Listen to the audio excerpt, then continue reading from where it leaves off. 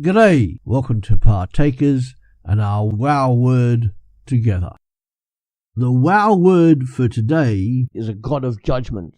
We have all at some point liked to think of God as being all love and never judging. People say it will be alright in the end because the love of God conquers all. We remember also that love involves judging, and God is the judge of all the earth, the writer of Hebrews reminds us. And this judgment has several aspects to it. First of all, it's unbiased. God shows no favoritism. God is eternally just and righteous. It is a reflection of his mercy that nobody can claim God is unfair. And it is also unavoidable. Jesus Christ will judge the whole world with justice, and people are destined to die once and after that to face judgment. What is common to all people is a universal sinfulness. What is in the murderer or the thief is in all people everywhere and of all time and ages. That is sin, and it must be judged. Judgment will be before that great white throne of judgment, according to the book of Revelation chapter 20 verse 11 to 15. And it is also universal, and judgment covers both unbelievers and believers. For those who do not profess Jesus as God, they will be judged according to their sinfulness. They are already guilty because they do not and did not take up the offer during their earthly life.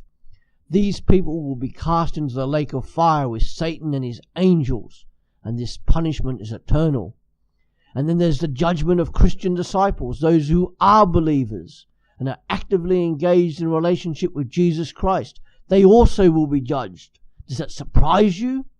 While these people have accepted God's free offer and are declared righteous by faith, they will be judged according to the things that they have done with and in their faith.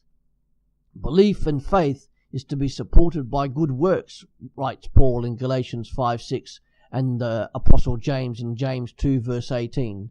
And as a Christian disciple, you will not be judged for sin because this has already been judged, 1 Peter 2 verse 24, and you have salvation on that basis. But this judgment is not for your salvation, but for your crown. As a Christian disciple, you will be asked to give an account of yourself, and you will be judged according to what you have done. The quality of your work will be tested, and your motives exposed. Either you did things for God's glory and God's glory alone, or you did them for your own glory. And as a Christian disciple, you will give an account of the opportunities and the abilities entrusted to you. And rewards can be gained or lost, 1 Corinthians chapter 3 verse 14 to 15.